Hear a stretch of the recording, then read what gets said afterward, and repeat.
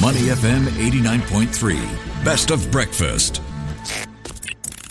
The Bigger Picture, only on Money FM 89.3. Good morning. Welcome to The Bigger Picture. Now, getting into crypto can sometimes be quite tricky, especially when you talk about some of the lesser-known cryptocurrencies. There are two prevalent forms of market manipulation: wash trading and pump-and-dump schemes to look out for. So wash trading involves artificially inflating trading volume by repeatedly buying and selling the same asset, creating a misleading perception of demand.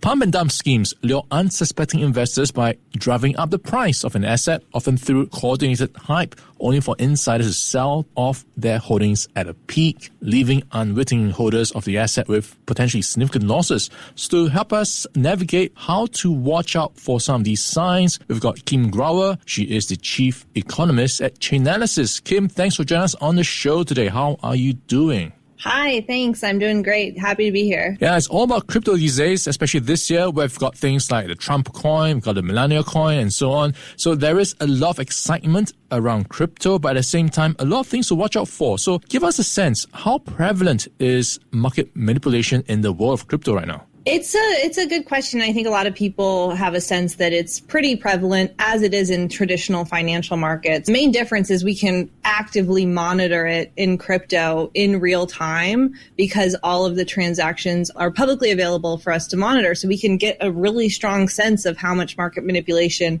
there is. And it's pretty prevalent because it costs nothing to launch a token. You don't have to set up a company. You don't have to go through a big process. You can just launch a token, any token that you want, but it does cost some money to carry out the transaction. So it's not totally free. It's not totally expensive, but using our ability to understand what patterns are in a pump and dump, once we get rid of all of the noise, all of the tokens that are launched for free and then no one buys, we can estimate that it's about 4.5% of all tokens that were launched that actually picked up in the sense that they had hundreds of trades were then associated with a pump and dump, which is you defined at the top of the Okay. So 4.5% are those that were actually detected. So there could be more potentially. So what do you look out for? How easy or difficult is it to detect these practices? There could be a lot more. We're talking about a pump and dump that is looking in very one specific way. We define it as a token that was launched by someone and then traded, and then that same person removed the liquidity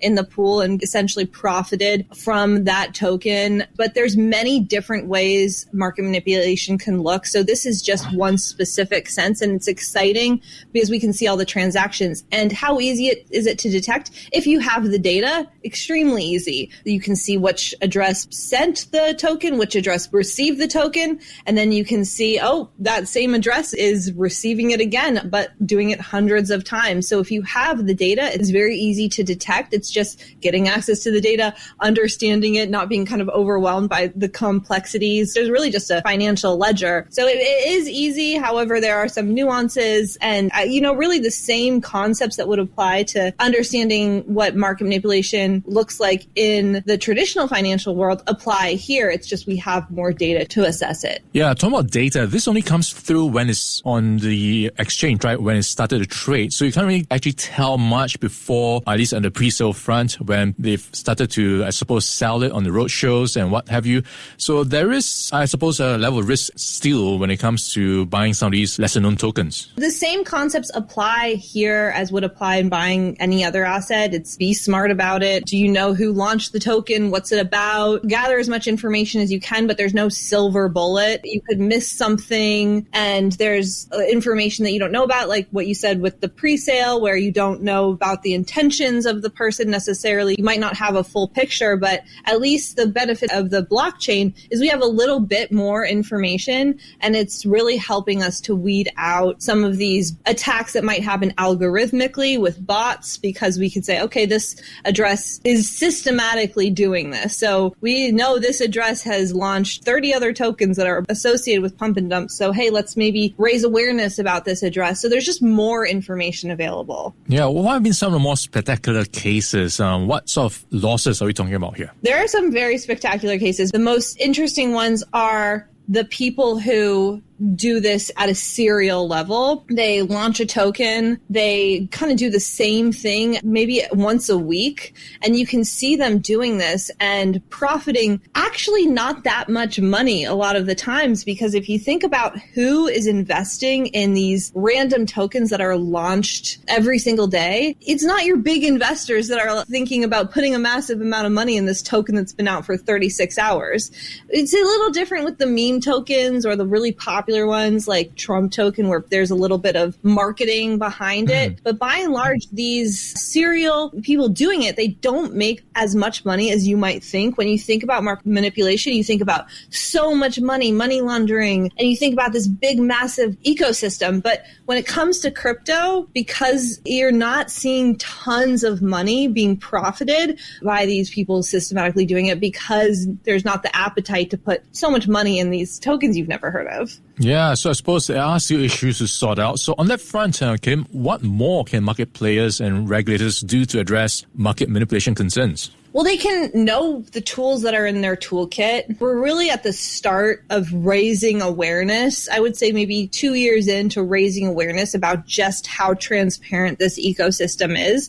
I think market manipulation in particular tends to feel like a black box, in the sense that we know how much hacking there is and we know what to do about it. But market manipulation, what even is the definition of market manipulation? How do we go about it? So we're raising awareness that there's a lot of data at your disposal.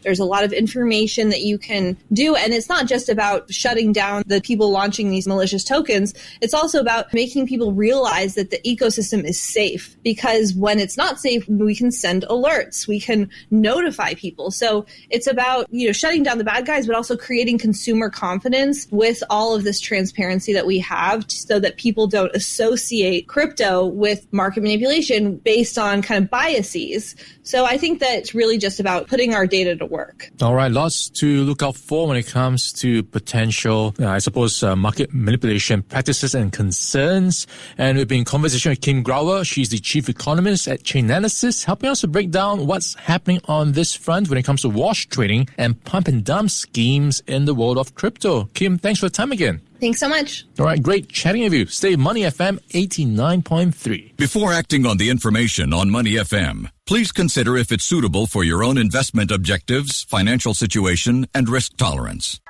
To listen to more great interviews, download our podcasts at audio.sg or download the audio app. That's AWEDIO, audio at the App Store and Google Play.